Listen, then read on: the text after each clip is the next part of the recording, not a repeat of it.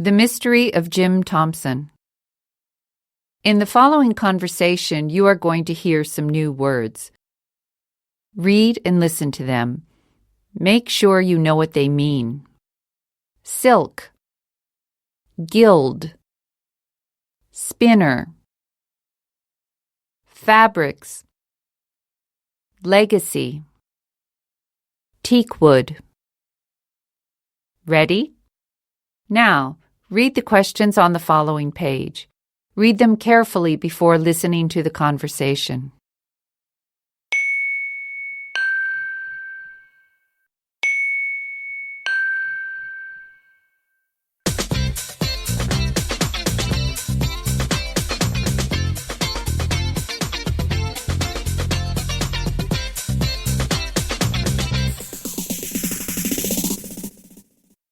More than 40 years after the supposed death of Jim Thompson, he remains the most important and beloved Farang, or foreigner, in Thailand.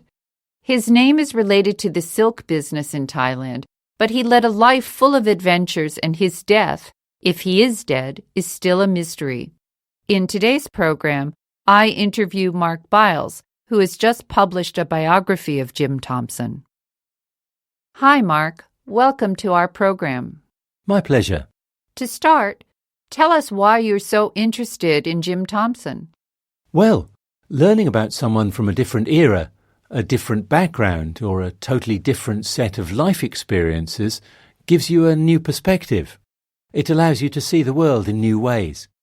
2 years ago, I was in Thailand on holiday, and someone told me about this man. Everything about him seemed taken out of a movie. So I started to investigate. I was able to find out many things about his life, but much remained, and will remain, a secret forever. He was American, wasn't he? So, how come he's so famous in Thailand? Tell us a bit about his life. Jim Thompson was born in Delaware in the United States. He was the youngest of 5 children. His father was a wealthy textile manufacturer. He studied architecture at Princeton.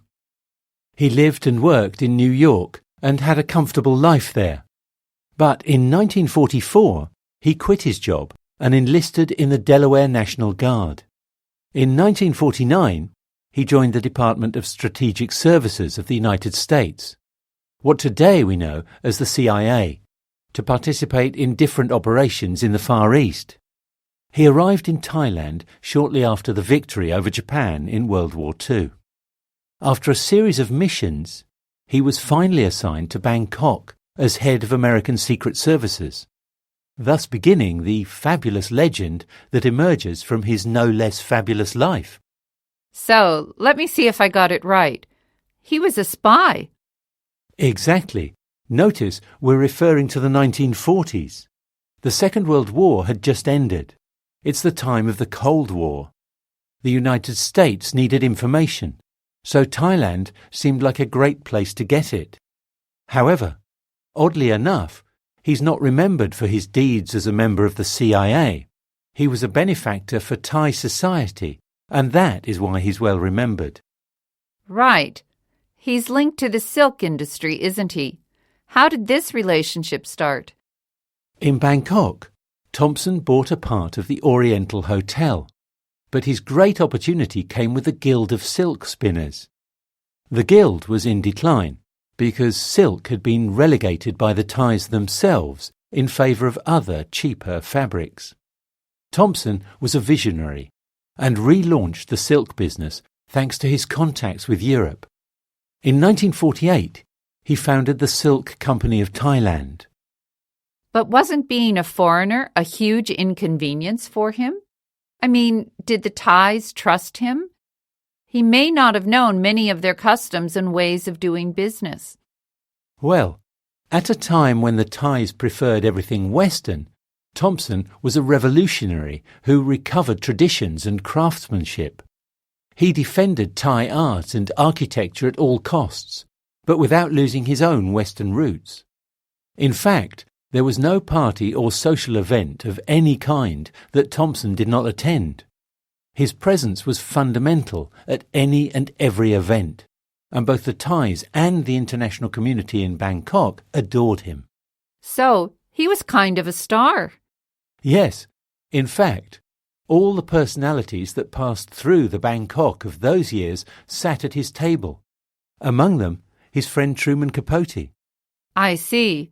But tell us a bit about his mysterious disappearance. What happened? In fact, his mysterious disappearance accelerated his legend. In 1967, during a vacation in Malaysia with some friends, he went for a walk and simply disappeared. This gave rise to speculations of all kinds: kidnapping, murder, all sorts of things. But people do not just disappear. I'm sure the police looked into the disappearance. Yes, of course. But the fact is that he was never found, which only served to forge his legend. And, to put more salt on the wound, his only sister was killed in her home in the United States soon after his disappearance, and their driver and guide in Malaysia dropped out of sight and was never heard from again. You can see how all of this seems to be part of a crime novel as opposed to real life. Some people say that in reality he never stopped working for the CIA, and that's why he left as suddenly as he had arrived. Spy or not, the truth is he left a magnificent legacy. Definitely. Today, the silk business that Thompson created is one of the main sources of income in the country, a thriving industry that exports silk to the whole world. In addition, the firm has diversified and has entered the restaurant business, opening restaurants and wine bars with all the glamour that always characterized this man of exquisite tastes. We're running out of time, so a last question. Is there a place in Thailand where we can see his legacy? Yes, absolutely. Currently, you can visit his magnificent mansion, which has been converted into a museum in Bangkok.